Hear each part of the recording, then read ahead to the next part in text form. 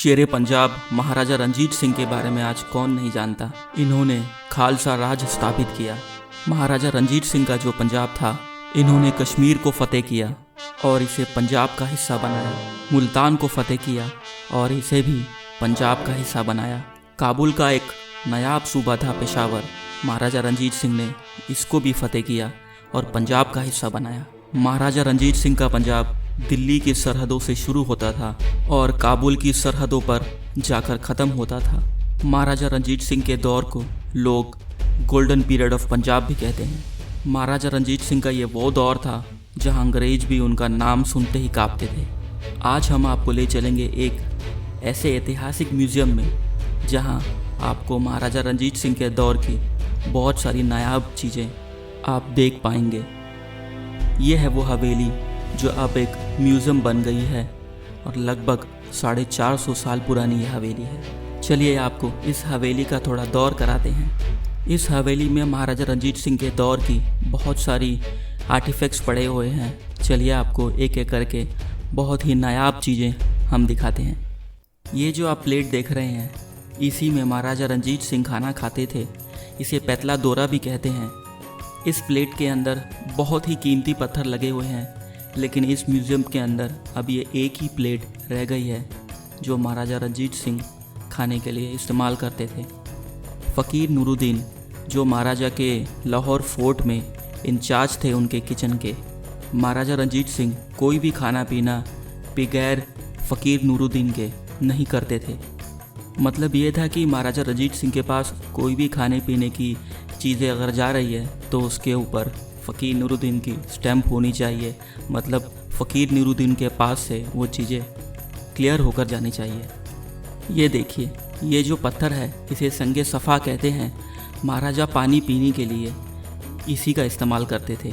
ये एक बहुत ही नया पत्थर है। अगर इस पत्थर को उठाकर गंदे पानी में रख दिया जाए तो जो पीने का साफ़ पानी है वो इसके अंदर आ जाता है।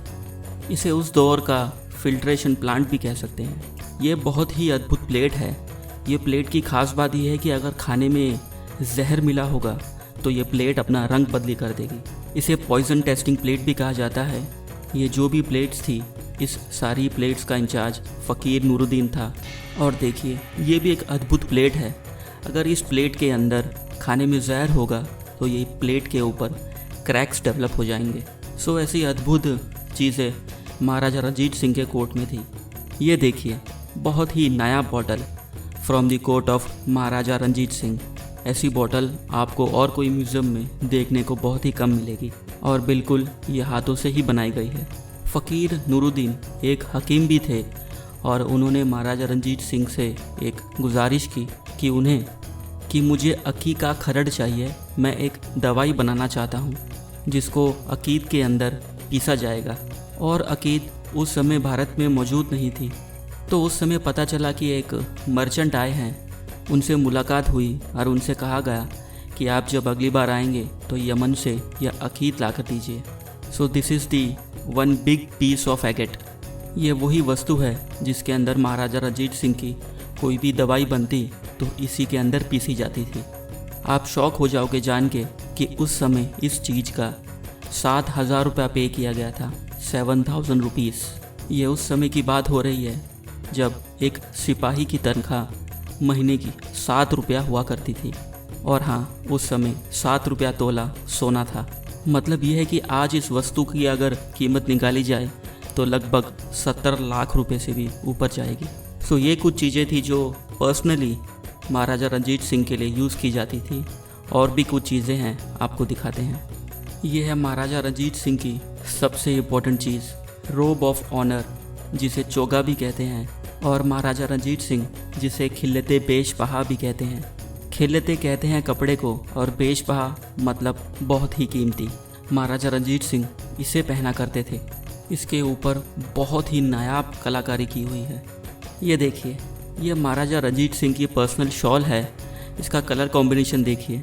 इसे कतरी कहते थे क्योंकि कतरा जोड़ जोड़ के यह बनाई जाती थी, इसलिए इसे कतरी कहते थे। ये पूरी शॉल बिल्कुल हाथ से बहुत ही अच्छी तरीके से बनाई गई थी।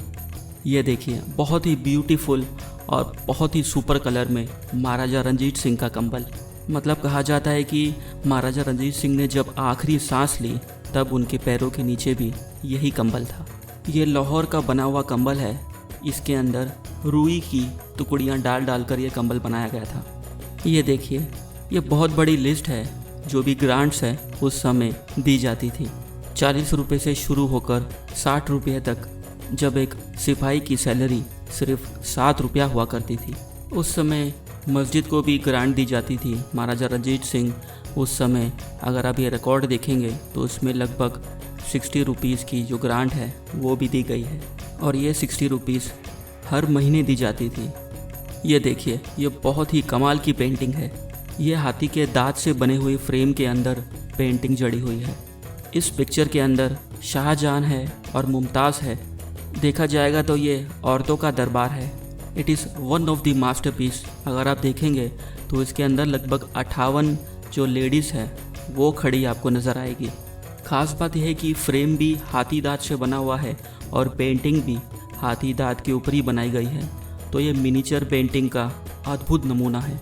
ये देखिए, सबसे अद्भुत राजा पोरस की नायाब अंगूठी। ये चांदी की अंगूठी है। अगर आप देखेंगे इस अंगूठी को, राजा पोरस ने एक टर्बन, एक पगड़ी पहनी हुई है और वो अपनी पगड़ी के सामने सूरजमुखी का फूल लगाते थे। ये राजा पोरस की बहुत ही जेन्यून अंगूठी है जो आपको कहीं और कहीं भी देखने को नहीं मिलेगी। ये अंगूठी तब की है जब सिकंदर भारत में आया था। ये देखिए, ये है सबसे अद्भुत पेंटिंग, नवाब मुमताज़ अली खान की बहुत ही नायाब पेंटिंग। ये पेंटिंग की खास बात यह है कि ये आइवोरी के ऊपर बनाई गई है और इसे बनाने को लगभग 15 साल लगे।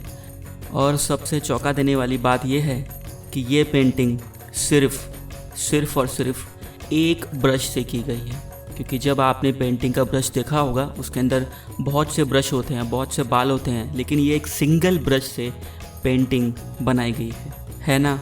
ये बहुत ही अद्भुत कलाकारी। ये 19वीं century miniature painting Ghulam Ali ने बनाई थी, जो उस समय के बहुत ही नायाब पेंटर थे। ऐसे ही बहुत सारे आर्टिफैक्ट हैं जो फ़कीर खाना म्यूज़ियम में अवेलेबल है, लगभग 30,000 से भी ज़्यादा। लेकिन हाँ, कोई एनी टाइम इसे देखना चाहता है तो ये म्यूज़ियम विज़िट करके बिल्कुल देख सकता है। और भी हमारे ऐसे इंटरेस्टिंग वीडियोस देखने के लिए हमारे चैनल बिग स्टोरी को ज़रूर सब्सक्राइब कीजिए।